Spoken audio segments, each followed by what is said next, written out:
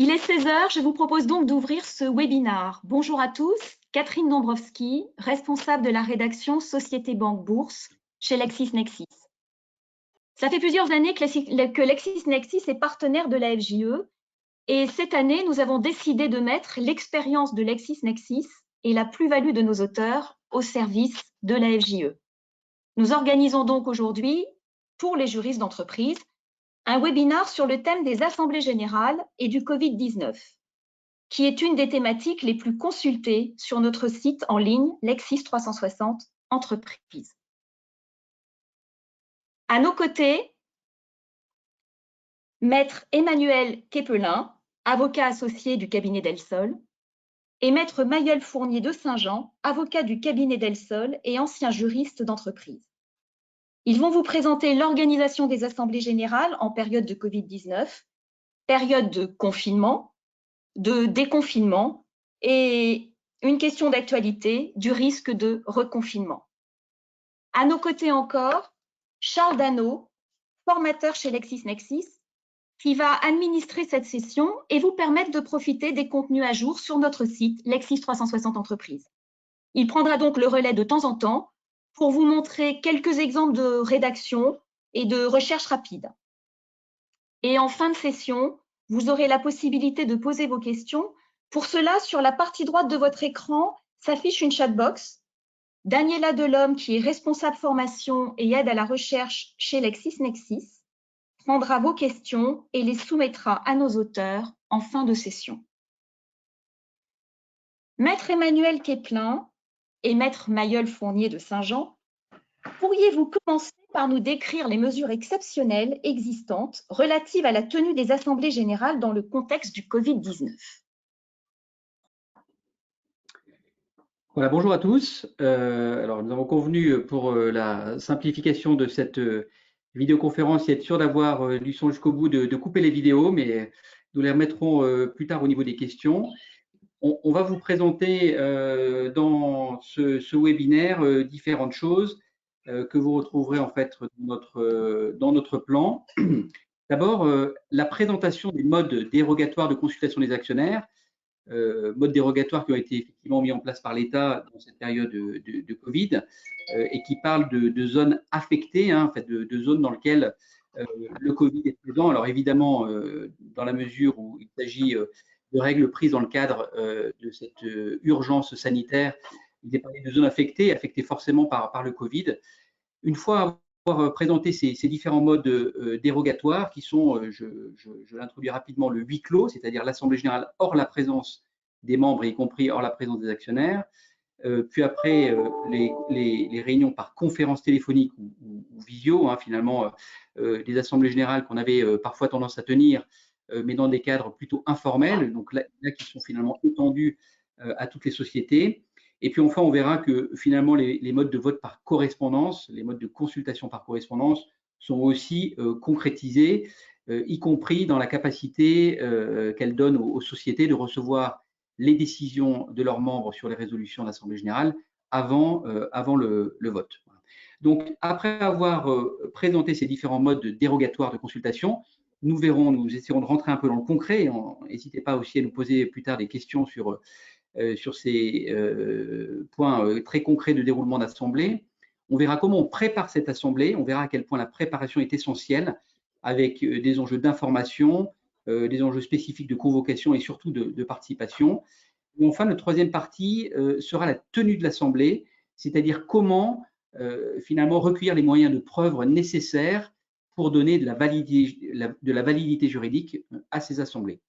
Je passe la parole à Maëlle, qui chez nous a été en première ligne sur ces sujets et qui, 2 jours à peine après la publication des ordonnances, a commencé à rédiger les articles pour LexisNexis et qui a préparé, je le dis et je le remercie, l'essentiel de ces slides pour le webinaire.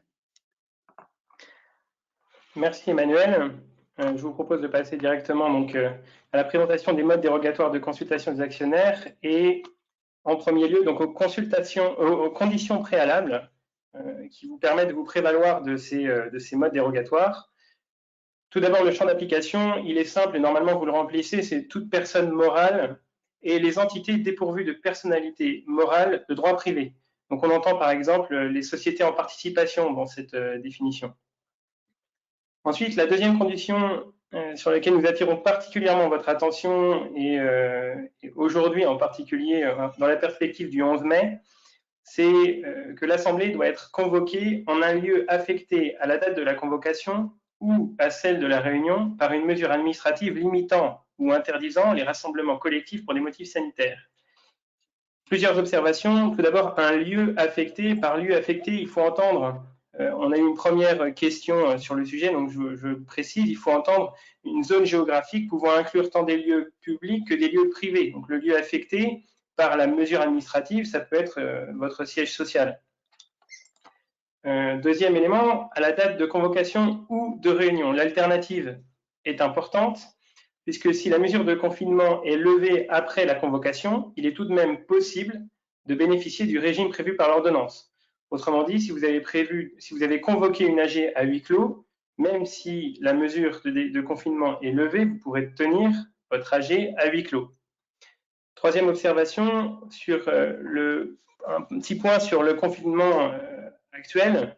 Actuellement, tout le territoire de la France métropolitaine, sauf erreur de ma part, est couvert par une mesure de confinement jusqu'au 11 mai. C'est le décret du 23 mars modifié par un décret 2020-423 du 14 avril 2020. Cependant, vous avez, comme moi, entendu le discours d'Édouard Philippe le 28 avril. Après le 11 mai, pas de rassemblement de plus de 10 personnes, y compris dans les lieux privés, déconfinement différencié selon les départements, déplacement limité à 100 km et risque de reconfinement en cas de nouvelle vague d'épidémie. Donc il faut bien vérifier la mesure applicable au moment de la prise de décision. Il faudra que vous visiez cette mesure et que vous vous assuriez que vous puissiez vous prévaloir d'une assemblée générale à huis clos parce que vous êtes concerné. Et à l'inverse, clairement, on voit que le 11 mai ne signifie pas déconfinement total, puisque c'est assez courant dans une société d'avoir des actionnaires qui sont potentiellement à plus de 100 km du siège social. Je vous propose de passer au slide suivant. L'assemblée à huis clos. Donc, premier mode dérogatoire, l'assemblée à huis clos sans aucune participation en séance des actionnaires. Donc, c'est une assemblée hors la présence physique ou dématérialisée des actionnaires et des autres personnes ayant le droit d'y assister. Premier élément, hors la présence des actionnaires, ça signifie globalement sans possibilité de voter en séance. Pourquoi je précise cela? Parce que tout simplement, comme l'évoque le deuxième point du slide, une assemblée à huis clos n'empêche pas potentiellement la retransmission de la réunion sur le site internet de la société. C'est d'ailleurs une recommandation de l'AMF pour les sociétés cotées. Par ailleurs, les autres personnes ayant le droit d'y assister, il peut s'agir donc des commissaires aux comptes ou des représentants des instances représentatives du personnel, par exemple. L'impossibilité de voter en séance, par ailleurs, n'empêche pas un vote des actionnaires en amont de l'AG. C'est même très important, ce vote en amont est essentiel, tant pour le calcul du quorum que pour le respect du droit fondamental des actionnaires d'exprimer leur vote en AG, qui est d'ordre public, ce que rappelle l'AMF dans un communiqué de presse daté d'hier. Enfin, les modalités de retransmission en direct de la réunion sur le site internet sont précisées par l'AMF, notamment les formats audio, vidéo, streaming, etc. Je vous renvoie sur ce sujet au communiqué de presse de l'AMF du 17 avril, qui est une mise à jour de celui du 25 mars. Je vous propose de passer au deuxième mode dérogatoire prévu par l'ordonnance, l'assemblée avec participation des actionnaires uniquement par conférence téléphonique ou audiovisuelle. Donc on est dans l'hypothèse d'une assemblée hors la présence physique des actionnaires et des autres personnes ayant le droit d'y assister.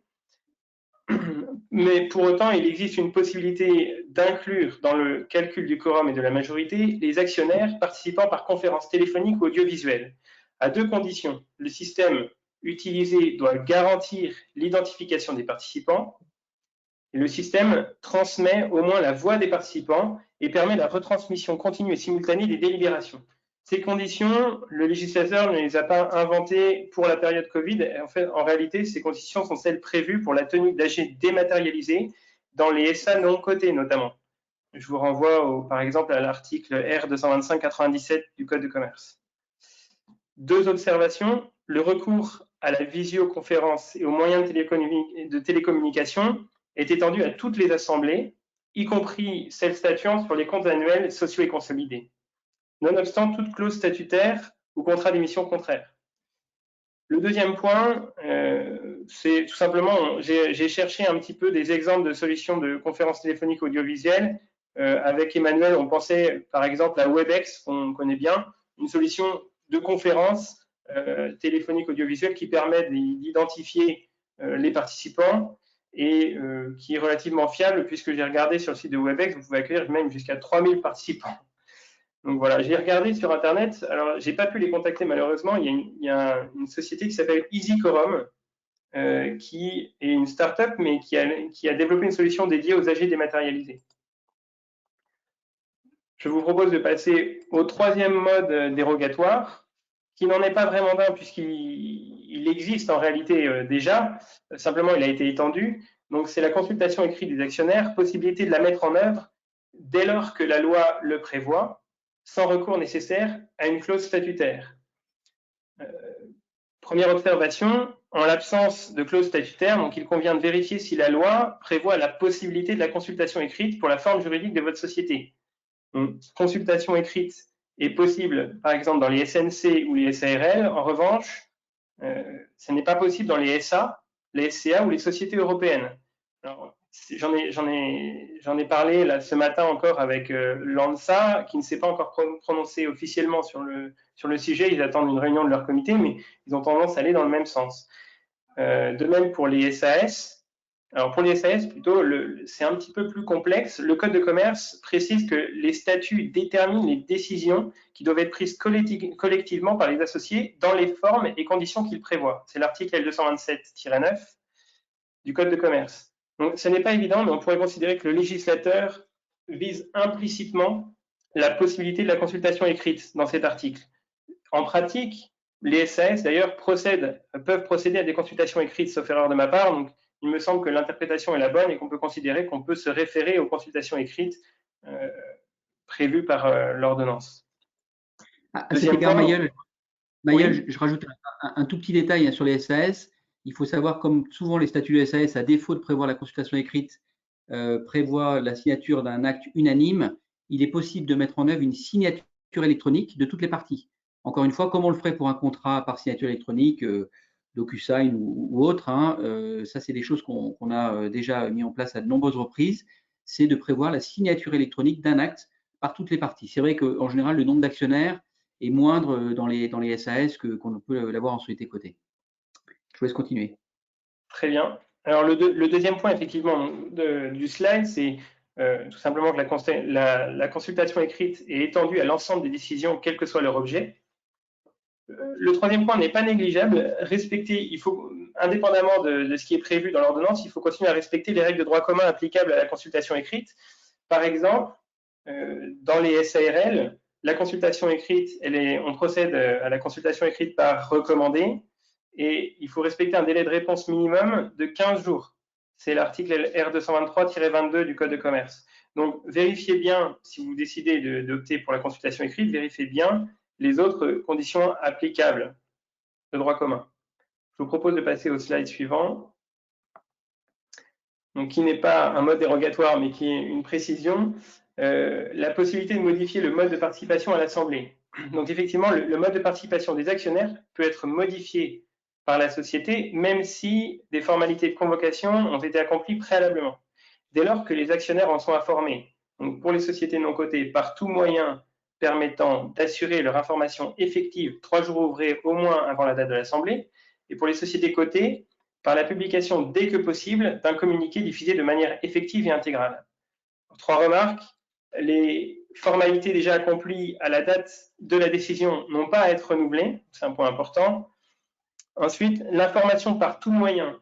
Alors, qu'est-ce qu'on entend par tout moyen? Alors, je parle sous le contrôle d'Emmanuel, mais j'imagine qu'on peut évoquer en premier lieu, si vous avez le temps, le recommandé, ou à défaut, un courrier au porteur, par porteur, ou à défaut, un email avec accusé de réception et accusé de lecture, l'enjeu étant ici l'aménagement de la preuve. C'est un très bon point, Mayel. Tous ces enjeux de preuve, on y reviendra quand on parle de la tenue de l'Assemblée. C'est un des enjeux essentiels de cette question des assemblées générales en période de Covid.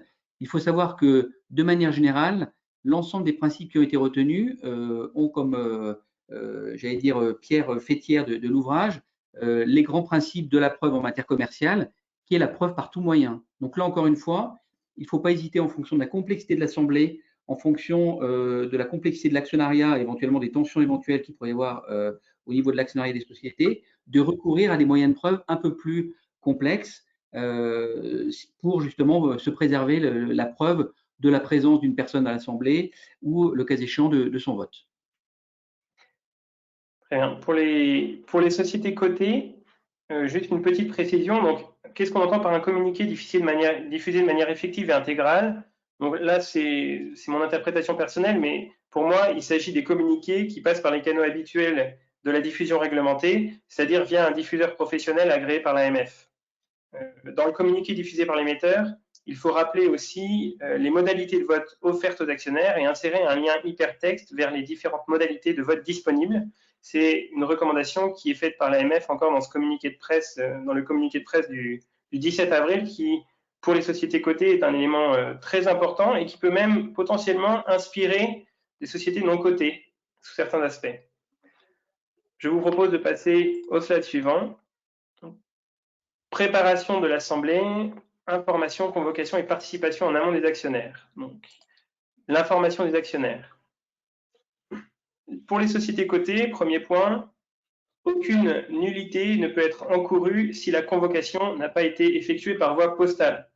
C'est une exonération qui n'est pas négligeable. Deuxième point, toute demande de communication de documents ou d'informations préalables à un actionnaire peut valablement être satisfaite par courriel, sous réserve que l'actionnaire indique dans sa demande l'adresse électronique à laquelle elle peut être faite, évidemment. Donc, la recommandation qu'on vous fait, c'est évidemment de bien communiquer en amont auprès des actionnaires sur la nécessité de fournir une adresse électronique quand vous avez beaucoup d'actionnaires. L'AMF recommande par ailleurs de créer une adresse email dédiée aux questions des actionnaires, de mettre en évidence l'information relative à l'AG sur la page d'accueil du site internet, et dans le communiqué de presse des sociétés cotées, de rappeler les modalités de vote offertes aux actionnaires et d'insérer un lien hypertexte vers les différentes modalités de vote disponibles. C'est encore une fois son communiqué de presse du 17 avril. Ce que je retiens, et c'est la même observation que je vous faisais préalablement, c'est que ces recommandations peuvent être pertinentes, y compris pour une société non cotée qui a beaucoup d'actionnaires. Je vous renvoie encore une fois vers ce communiqué de presse très important. Enfin, il faut bien s'assurer que les modalités de participation font l'objet d'une description claire et précise dans la documentation d'information et sur les différents supports de communication de la société. Là, on est dans l'aménagement de la preuve. Il faut raisonner, vous êtes dans un système dérogatoire, il faut raisonner en vous protégeant et en étant le plus transparent possible vis-à-vis des actionnaires pour éviter qu'on vienne vous reprocher une manipulation quelconque. Slide suivant. Convocation de l'Assemblée. Donc, possibilité de déléguer la convocation de l'Assemblée au représentant légal. Donc, la délégation au représentant légal doit être établie par écrit, a priori, quel que soit le support, papier ou électronique, et doit préciser la durée pour laquelle elle est consentie, ainsi que l'identité et la qualité du délégataire. Le contenu de l'avis de convocation. Votre avis de convocation, il faudra qu'il mette clairement en évidence les dérogations aux droits des actionnaires. Encore une fois, on est dans un système dérogatoire qui porte atteinte, il faut le dire, à un certain nombre de droits des actionnaires. La contrepartie, c'est la transparence.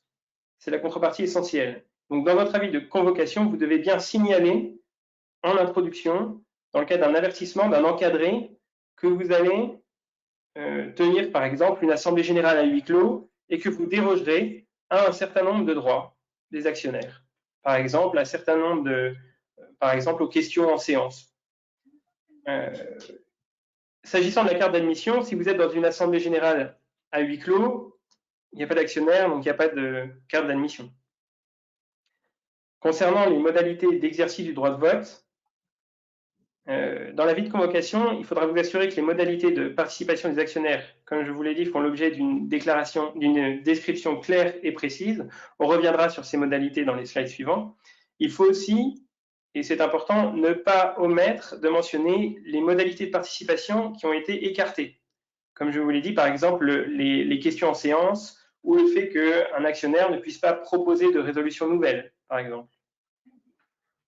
Enfin, donc, le dernier point important à anticiper dans l'avis de convocation, ce sont les demandes d'inscription de points ou de projets de résolution à l'ordre du jour et les questions écrites.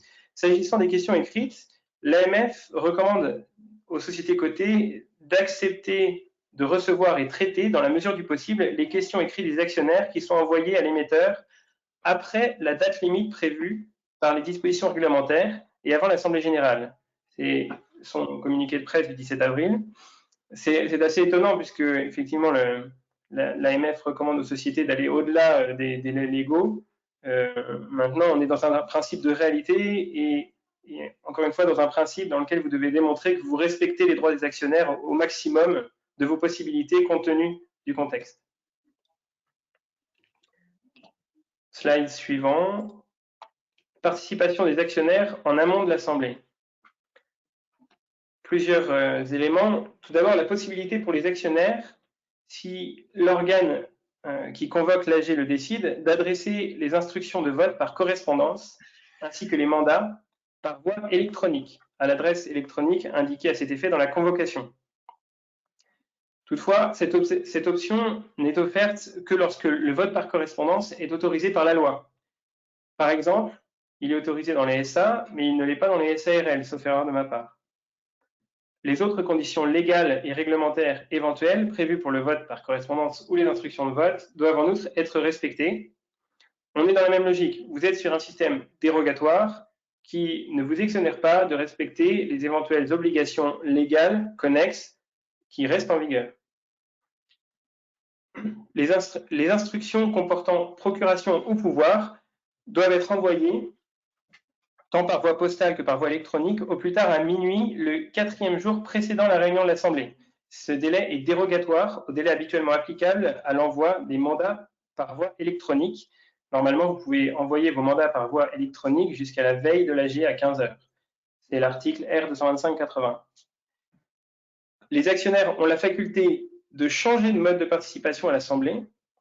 C'est la même chose finalement que pour la société. Les actionnaires peuvent aussi changer de mode de participation à l'Assemblée. Un actionnaire ayant déjà exprimé son vote à distance, envoyé un pouvoir ou demandé sa carte d'admission ou une attestation de participation peut choisir un autre mode de participation à l'Assemblée.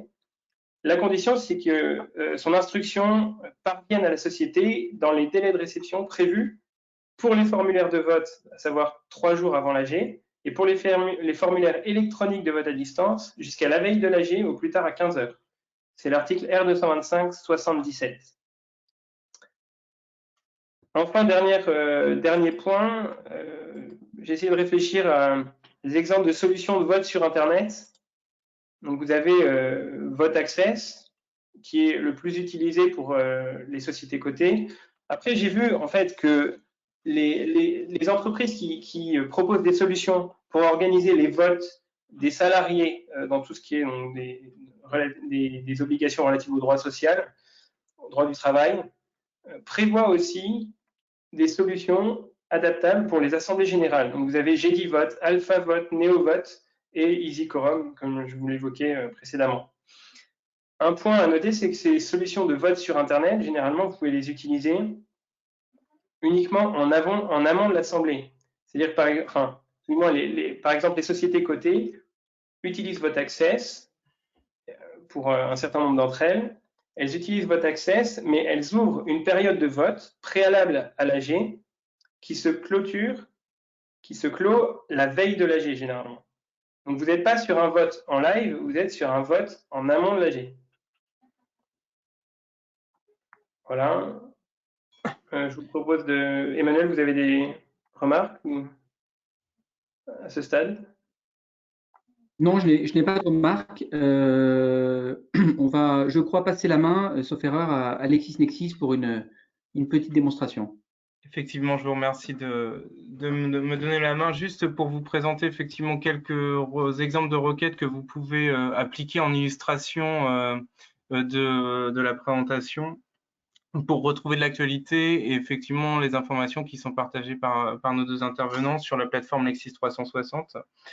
Sans effectivement entrer dans les détails du fonctionnement du moteur de recherche, indiquer que dans les requêtes types qui peuvent être utilisées pour retrouver rapidement de l'information, à partir de la page d'accueil, un classique de la recherche dans les bases de données est de consister à utiliser les éléments de texte qui sont au fondement des nouvelles dispositions Covid. Donc, par exemple, le numéro de l'ordonnance, en l'occurrence, ou le numéro de décret. La requête fonctionne dans les deux cas.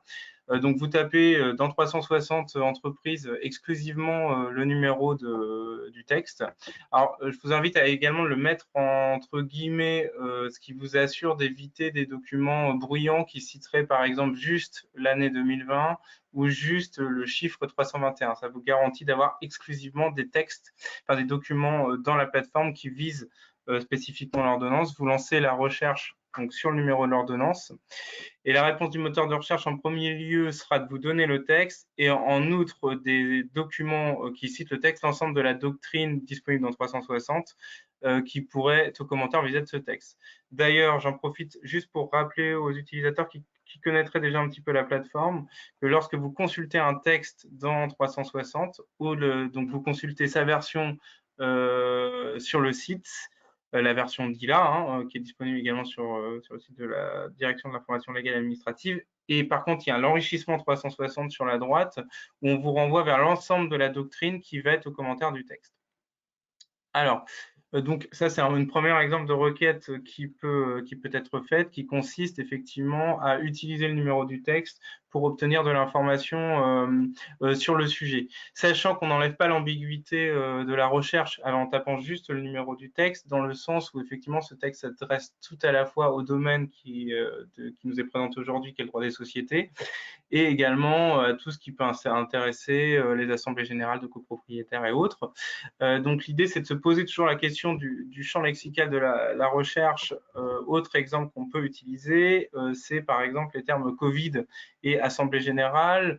Alors, si vous faites une recherche comme celle-ci, effectivement, vous aurez toujours la difficulté d'être à la fois dans le domaine du droit des sociétés et du droit de la copropriété. Donc, on peut très bien utiliser d'autres termes qui ne seraient pas libres de toute ambiguïté, par exemple actionnaire, droit des sociétés, etc. On peut faire ça, ou également utiliser les filtres à gauche pour identifier les sources qui vont spécifiquement intéresser le droit des sociétés. Alors notamment, vous pouvez filtrer sur l'actualité et surtout dans les revues. On peut effectivement soit limiter à l'ensemble des revues, soit sélectionner des revues, notamment des revues qui seraient orientées droit des sociétés. Si je clique sur le plus ici, je vais pouvoir choisir par exemple la revue de droit des sociétés, pour lesquelles les intervenants écrivent, la semaine juridique entreprise et affaires. Et donc, en limitant à ces deux revues, je peux prendre aussi la revue de droit bancaire et financier. Donc, en limitant effectivement à ces trois revues, j'applique et là, je vais avoir spécifiquement des articles du domaine,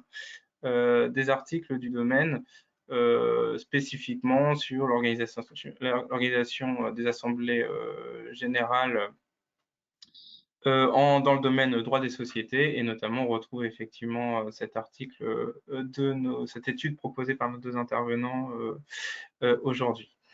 Voilà, je réinterviendrai tout à l'heure pour vous montrer rapidement comment trouver les actes qu'on a pu rédiger sur les procès-verbaux d'Assemblée générale sous régime Covid, et notamment aussi quelques exemples de requêtes que vous pourrez utiliser pour mettre en place des veilles. Je redonne la parole à nos intervenants.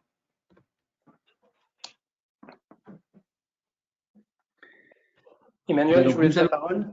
Ouais. Oui, merci Maël. Nous allons maintenant vous parler de la tenue de l'Assemblée et de la participation des actionnaires en séance, et finalement de l'ensemble du formalisme attaché à ces assemblées. Et vous allez voir qu'on va redonner en fait un peu d'ampleur à des textes que nous connaissons tous pour la tenue d'une assemblée, mais qu'on utilise rarement quand l'assemblée se passe bien, qui est toute la question de la police de l'assemblée. La police de l'assemblée, c'est l'organe qui a plusieurs pouvoirs. Le premier, c'est de certifier en général les feuilles de présence, ensuite d'organiser les débats, de mettre à disposition des actionnaires les documents juridiques, et puis le cas échéant, de statuer sur des modifications de résolutions en cours d'assemblée ou de l'inscription de nouvelles résolutions, typiquement une révocation de dirigeants ou autres, qui sont des résolutions qui n'ont pas nécessairement à être proposées avant l'assemblée. Donc l'ensemble de ce pouvoir de police, vous allez voir que dans cette situation de Covid, elle va retrouver toute son importance, puisque le gérant dans une SARL, le président dans une SAS, et encore une fois, sauf stipulation contraire, puisque en SAS, les statuts peuvent prévoir un bureau plus complexe que le président. On peut avoir des statuts de SAS qui est un petit peu comme dans une SA, prévoit un bureau d'assemblée avec un président, un secrétaire, deux scrutateurs, ou parfois un président et un secrétaire seulement. Donc là aussi, il faut être très vigilant, notamment dans les structures de sociétés non cotées, de bien valider si statutairement il est prévu une police de l'Assemblée spécifique. Donc cette police de l'Assemblée va avoir pour rôle de garantir, j'allais dire, l'ensemble des moyens de preuve qui pourront être utilisés pour prouver la réalité de ce qui s'est passé en Assemblée. Et c'est la raison pour laquelle, alors c'est vrai que la loi s'est étendue sur les bureaux un peu complexes, notamment en SA, avec un président, un secrétaire, je vous le rappelle, un président, un secrétaire et deux scrutateurs.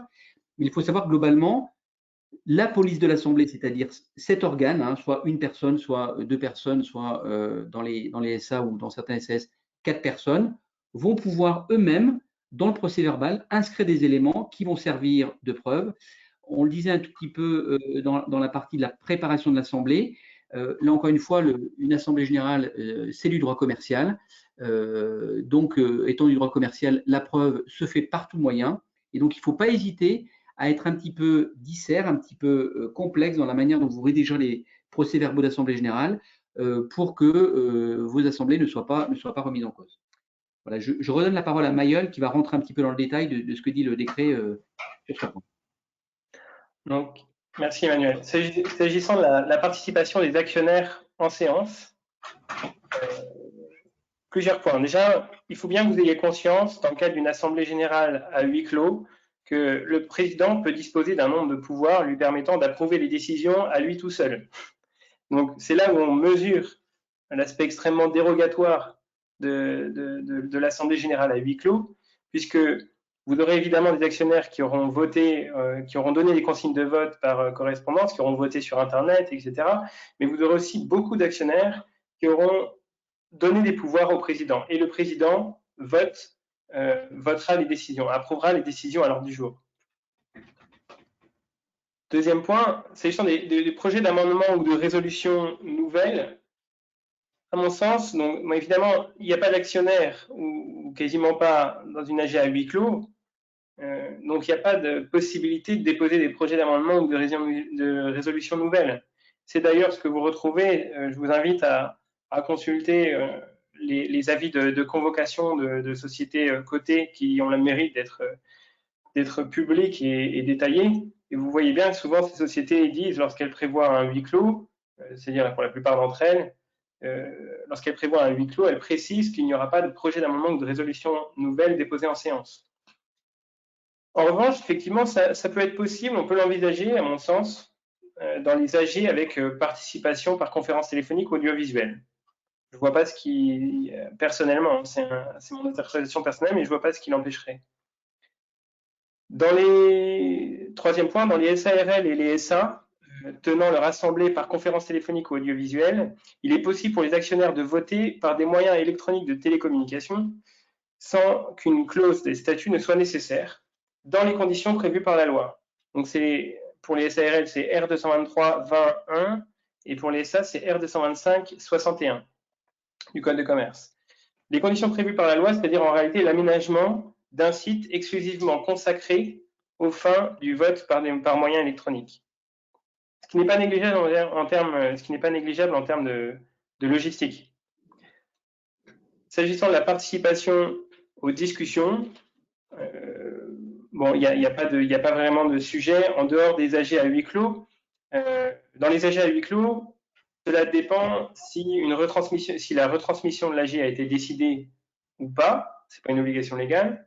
Et si cette retransmission permet aux actionnaires de poser des questions. Parce qu'on peut très bien imaginer, et je crois que certaines sociétés l'ont prévu d'ailleurs, des systèmes de retransmission sur leur site internet dans lequel l'actionnaire ne peut pas prendre part au vote, mais pour autant, il y a un chat ou une adresse email qui est gérée par un modérateur et dans laquelle ils peuvent poser des questions, comme finalement ils pourraient le faire en étant présents à l'AG dans le cas des questions orales. Ça me paraît pas inconcevable. Je vous propose de passer au slide suivant. S'agissant du formalisme de la réunion, comme l'évoquait Emmanuel, la désignation du bureau pose un certain nombre de questions, dont une d'ailleurs qui nous est parvenue juste avant le début de cette visioconférence. Le bureau, donc le décret précise la manière dont le bureau doit être composé, notamment dans les assemblées des SA, des SCA et des sociétés européennes. Alors, ce qui est assez intriguant, c'est qu'en réalité, ils parlent essentiellement du président du conseil d'administration ou du conseil de surveillance, et puis après, ils disent que ça s'applique à d'autres entreprises, à d'autres structures sociétaires qui n'ont pas forcément de conseil d'administration ou de conseil de surveillance au sens entendu par les sociétés anonymes. Bref. Je voudrais-il que, s'agissant de la présidence de l'AG, le décret prévoit que la présidence de l'AG est assurée par le président du CA ou du CS, ou en son absence, par la personne prévue par les statuts. À défaut, la présidence est assurée par une personne désignée par le conseil d'administration ou le conseil de surveillance parmi ses membres, ou en cas d'indisponibilité parmi les mandataires sociaux.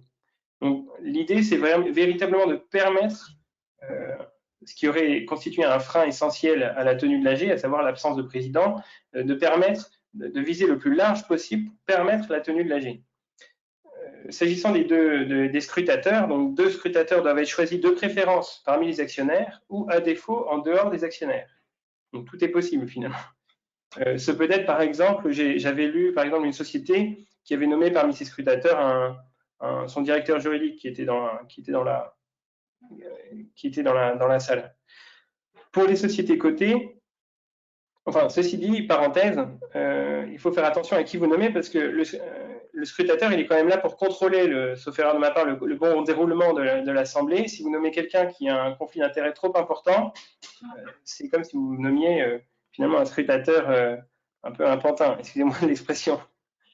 Maïeul, vous avez raison de dire, je vous interromps, mais vous avez raison de dire qu'il faut être vigilant sur la personne qu'on va désigner. Encore une fois, si vous avez une personne qui pourrait avoir dans le droit commun des assemblées générales la fonction de scrutateur, il faut que vous le nommiez comme scrutateur et que vous ne nommiez pas votre directeur juridique ou je ne sais quelle autre personne, secrétaire général ou autre. Il est très important de coller au maximum. Encore une fois, ces règles sont dérogatoires. Il faudrait éviter que vous fassiez reprocher un conflit d'intérêts le cas échéant. Donc, encore une fois, ne sortons du droit commun des sociétés que si on ne peut pas faire autrement, et notamment dans une hypothèse d'assemblée générale à huis clos totale où on a un nombre restreint de personnes, voire, comme vous l'a dit Maïeul, même pas le président de la société comme président de l'Assemblée. Exactement. Pour les sociétés cotées, alors, un élément intéressant pour les sociétés cotées qui ne parviendraient pas à désigner 2 scrutateurs, l'AMF recommande que cette impossibilité soit dûment expliquée dans le procès-verbal de l'Assemblée. C'est une recommandation assez ancienne, une recommandation de l'AMF 2012-05, modifiée le 5 octobre 2018. Pourquoi je vous la cite? Évidemment, je vous cite cette recommandation parce que cela signifie que pour l'AMF, il n'est pas forcément nécessaire d'avoir 2 scrutateurs, que l'AG peut se tenir sans que 2 scrutateurs aient été choisis. Maintenant, je trouve que cette recommandation, il faut l'utiliser qu'en dernier recours, puisque le décret a d'ores et déjà prévu la possibilité de nommer des scrutateurs en dehors des actionnaires. J'en profite, si vous êtes d'accord Emmanuel, pour répondre à une question qui nous a été soumise donc juste avant le webinaire. Allez-y, bien sûr. Comment? Allez-y, allez-y, je vous en prie. Si la société peut prévoir en amont que le président de l'AG ne sera pas celui habituel ou que les scrutateurs ne seront pas les actionnaires, ce qui vous savez, normalement le président et les scrutateurs sont désignés au début de l'AG, donc c'est une décision de l'AG. En pratique, régulièrement, les sociétés anticipent et se disent, bon, quel sera le président qui pourra être nommé, quels seront les scrutateurs qui pourront être nommés.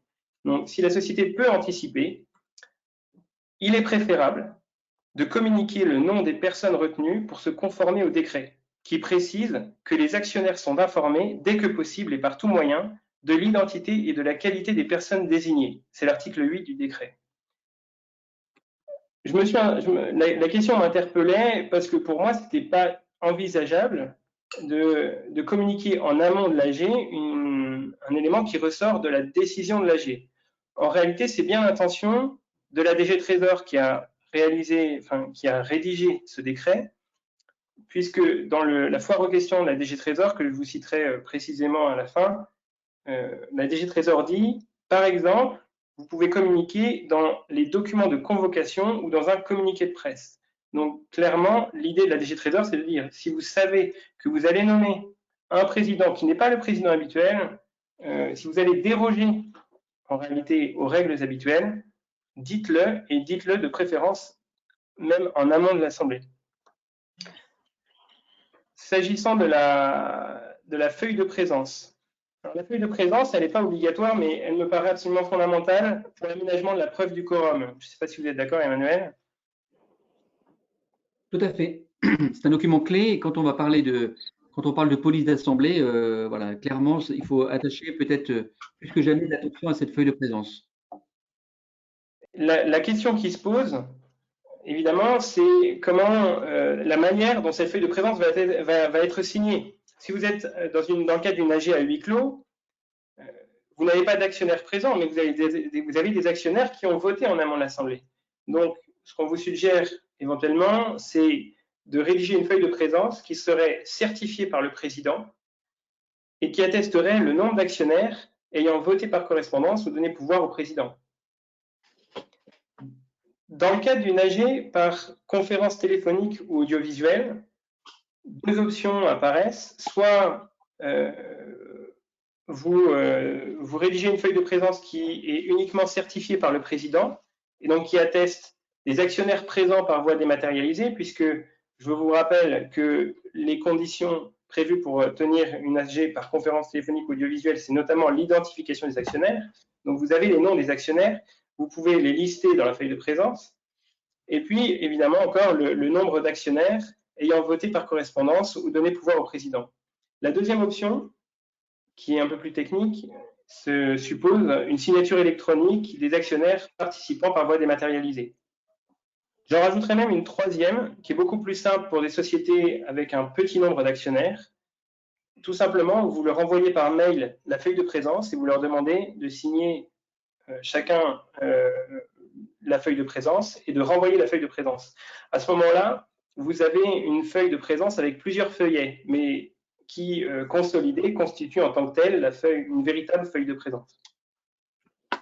Exactement, Maëlle. Et on en revient à ce sujet du droit commercial. Vous voyez que c'est une pure question de preuve, et preuve par tout moyen.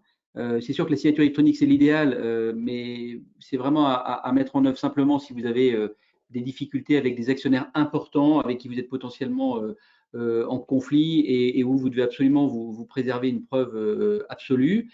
Et puis, vous avez ces modes un peu plus artisanaux, on va dire, qui vous permettent également de vous préserver une preuve, étant précisé que celui qui engage la responsabilité, qui engage sa responsabilité dans tout ça, c'est soit le président, soit celui qui forme le bureau dans une assemblée à huis clos par sa seule présence, ou encore une fois, cette police de l'assemblée matérialisée par un bureau complet comme il est classique dans les sociétés par action.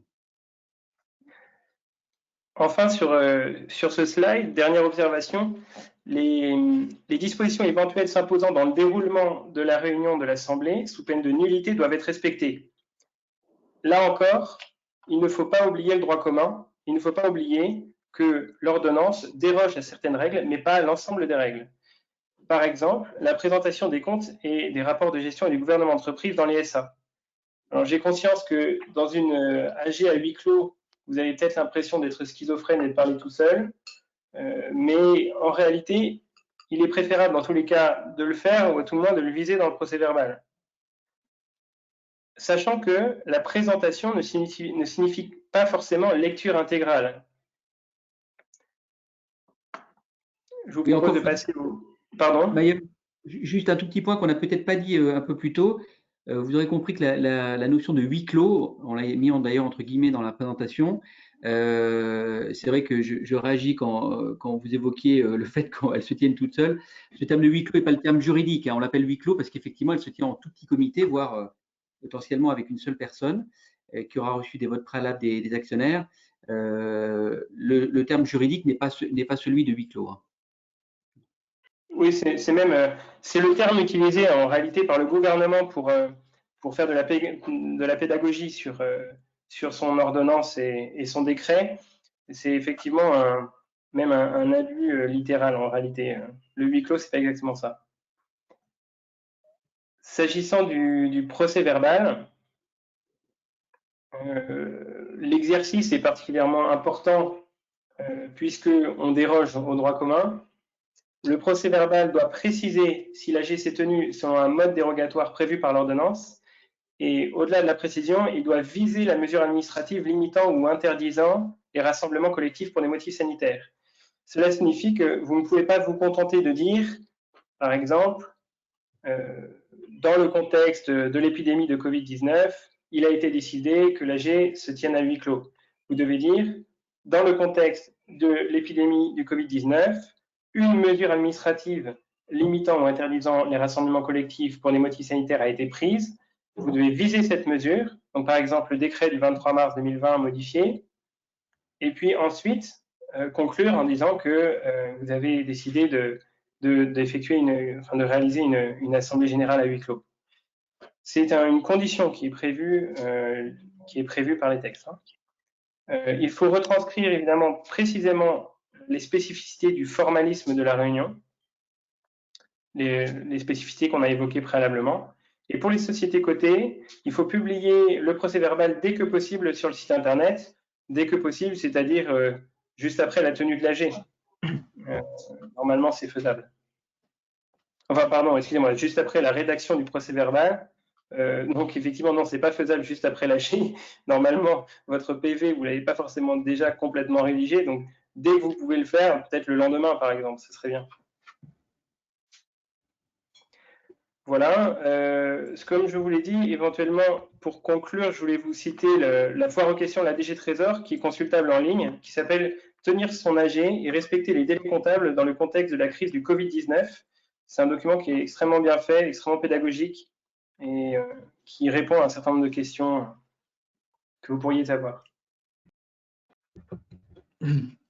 Alors, je reprends la parole juste pour illustrer effectivement les propos qui ont été faits dans cette troisième partie, concernant notamment le formalisme du procès verbal en assemblée générale.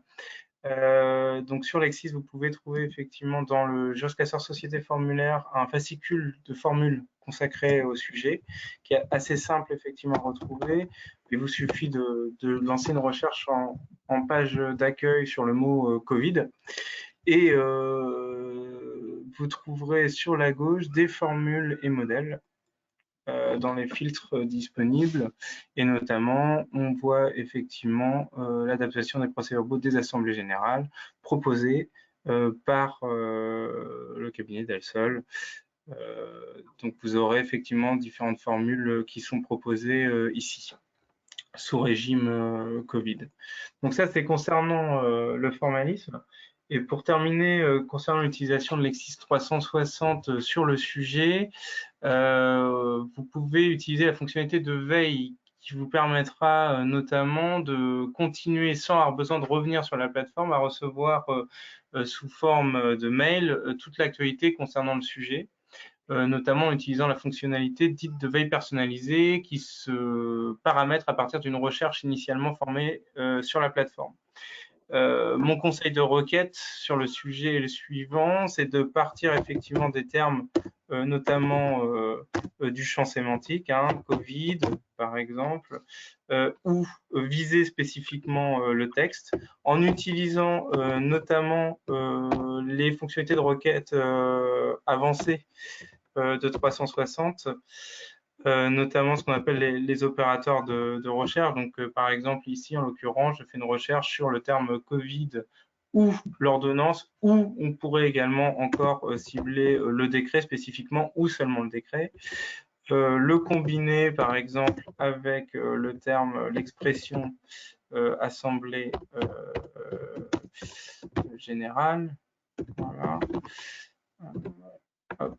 Et puis, éventuellement, exclure avec les opérateurs un champ, un domaine thématique qui serait la copropriété. Voilà. Donc là, en fait, vous lancez une requête en amont sur le sujet qui vous permet d'obtenir, je dirais, des documents sur le domaine, peu importe.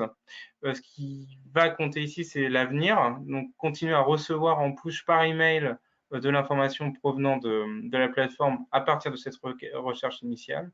Et donc, à partir de là, d'une recherche de ce type-là, vous pouvez créer une veille via la fonction créer une veille qui apparaît en haut à droite.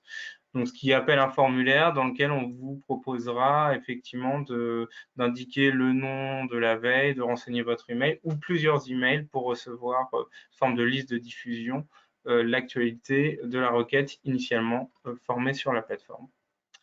Voilà, le cas échéant, si vous aviez des questions ultérieurement sur l'utilisation de la plateforme et spécifiquement sur ce sujet, les équipes de formation et d'assistance sont à votre disposition, donc vous pouvez les contacter par le biais du numéro de téléphone ou de l'adresse email qui apparaît en pied de page du site, et on pourra travailler de manière plus en amont, la requête ou les requêtes sur les sujets spécifiques tournant autour du Covid, des assemblées générales et du droit des sociétés.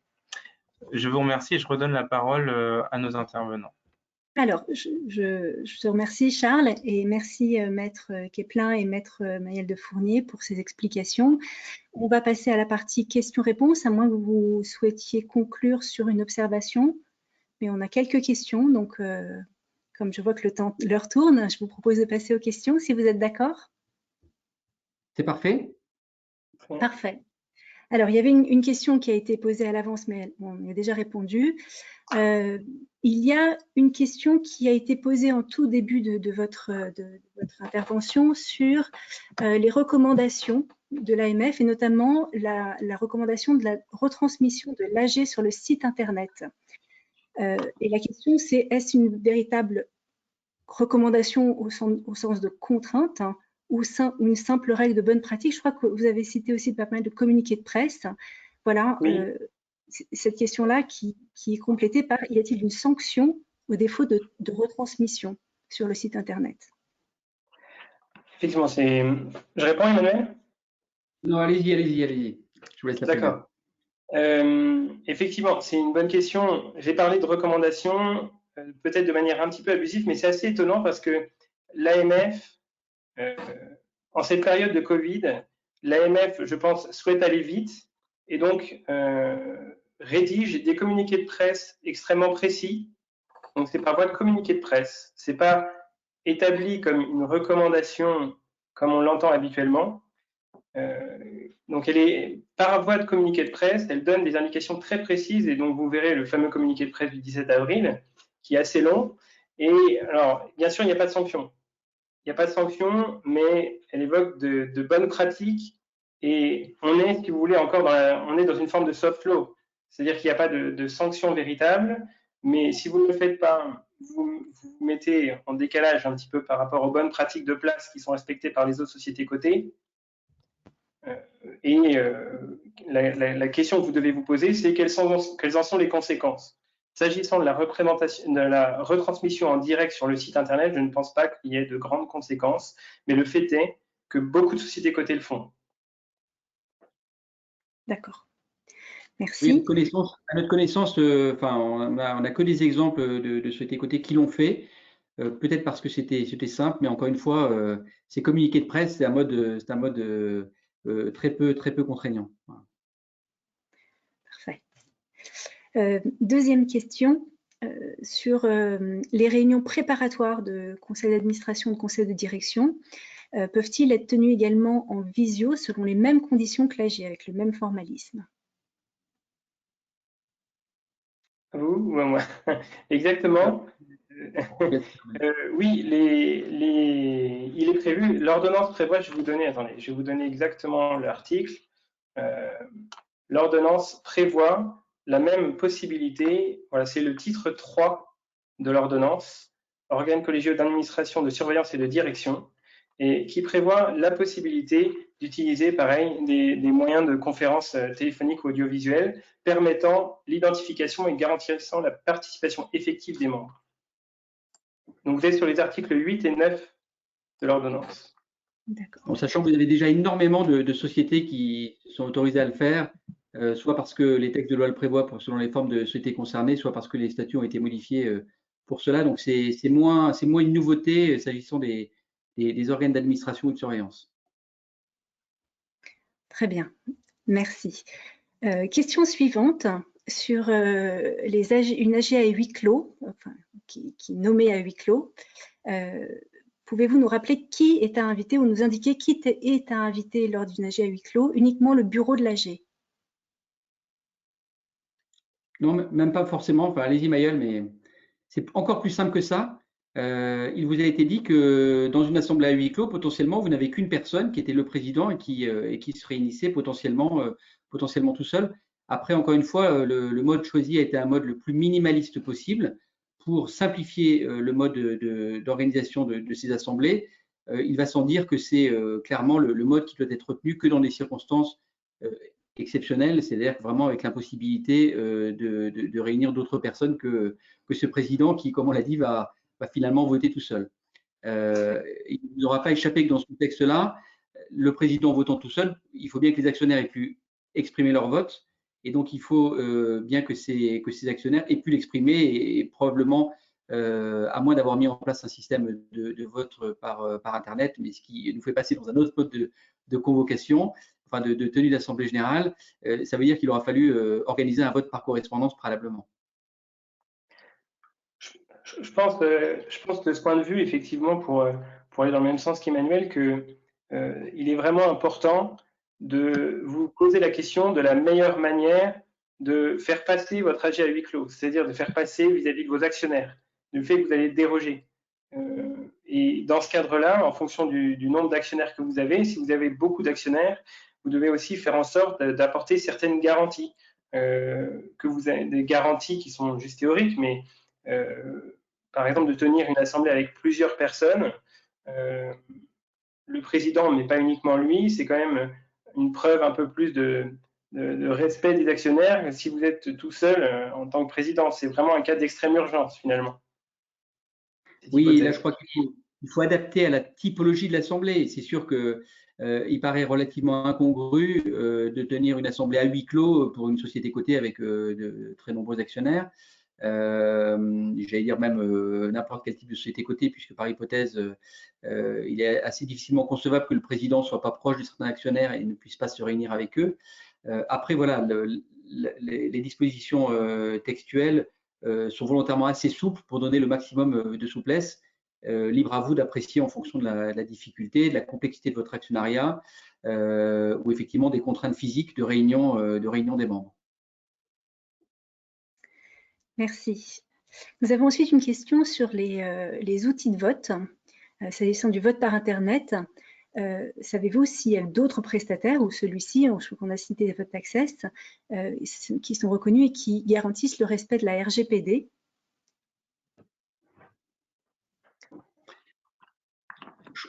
On s'est rarement posé cette question parce qu'en général, effectivement, les acteurs, quand on a eu à travailler sur ces sujets, déclarent tout ce qui respecte la RGPD, compte tenu des quelques AG qu'on a eu à tenir dans ce contexte. C'est vrai que la question ne nous est pas parvenue en tant que telle.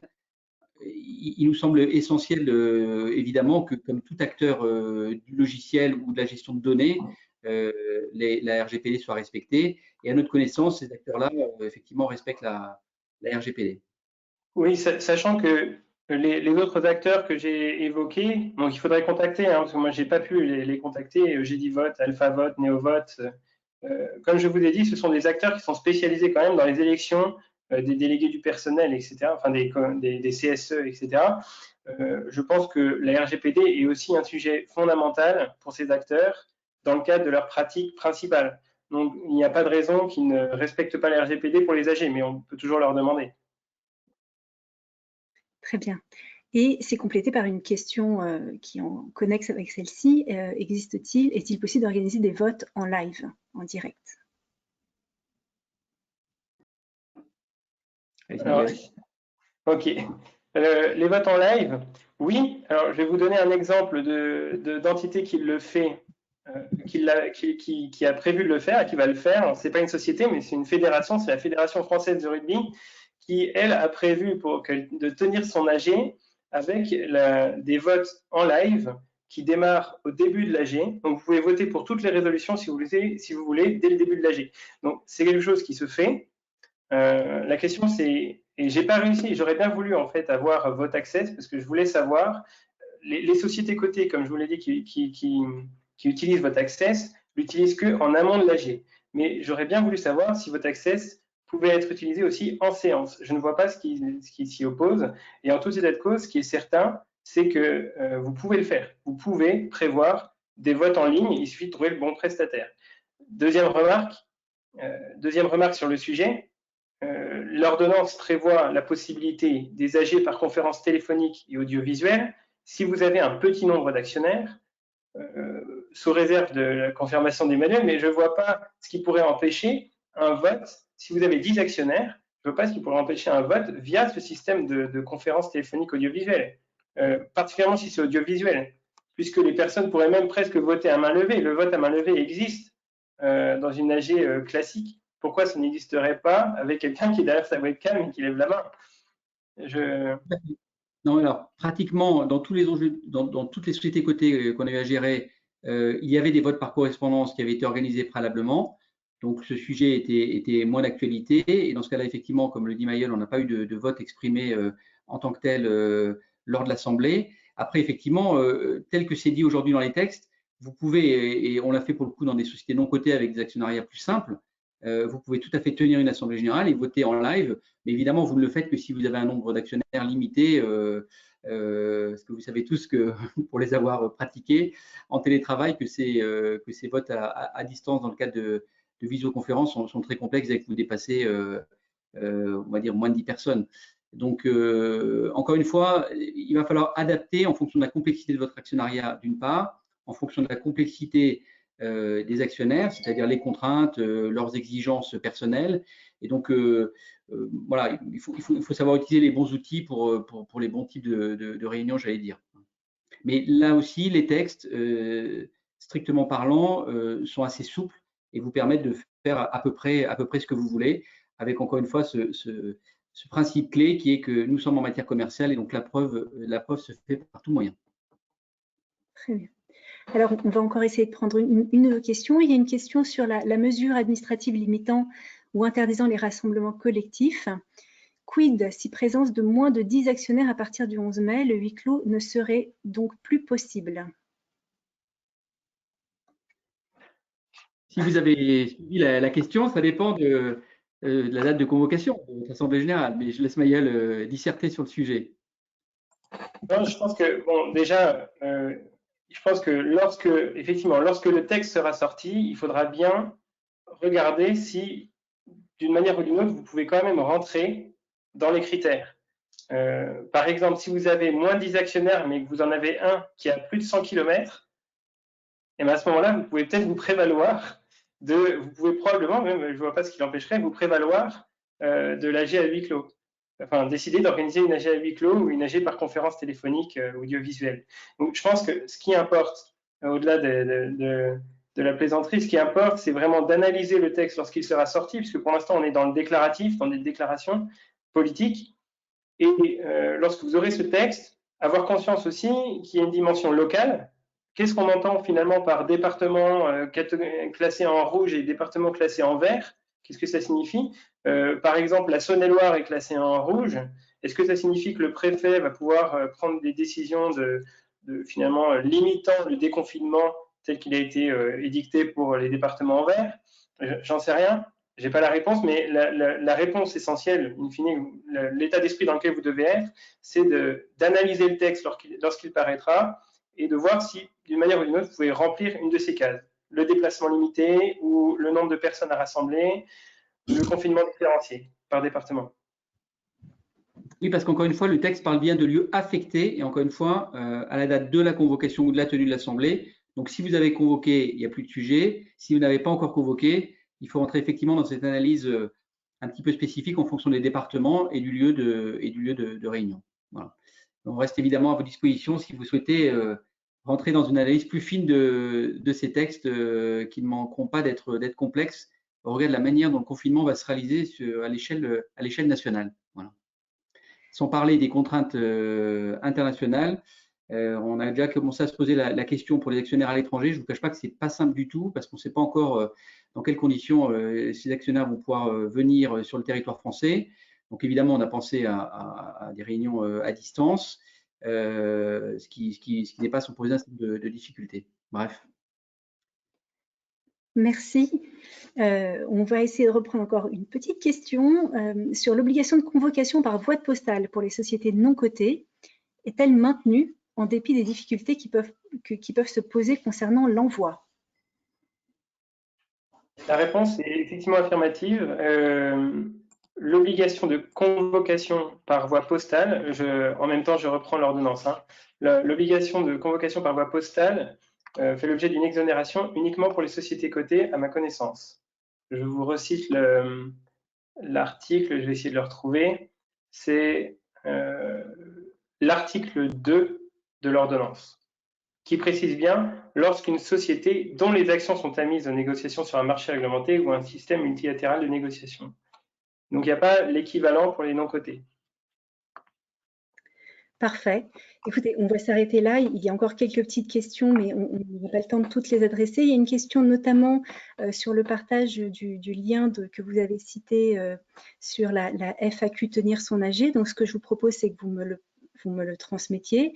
Je compléterai la présentation de ce webinaire qui, je profite pour préciser, est enregistré et fera l'objet d'un partage avec toutes les personnes qui se sont inscrites. Donc, vous aurez un lien pour pouvoir revisionner ce MP4 et également un lien vers la présentation d'aujourd'hui complétée avec la FAQ. Voilà, donc je pense qu'on a adressé un petit peu toutes les questions. Il y avait beaucoup de questions sur le huis clos. On a beaucoup de remerciements sur la clarté et la précision de vos réponses et des félicitations sur cette excellente intervention. Et je me joins à ces remerciements. Merci à tous et à très bientôt pour un prochain webinaire. Avec plaisir, au revoir. Au revoir.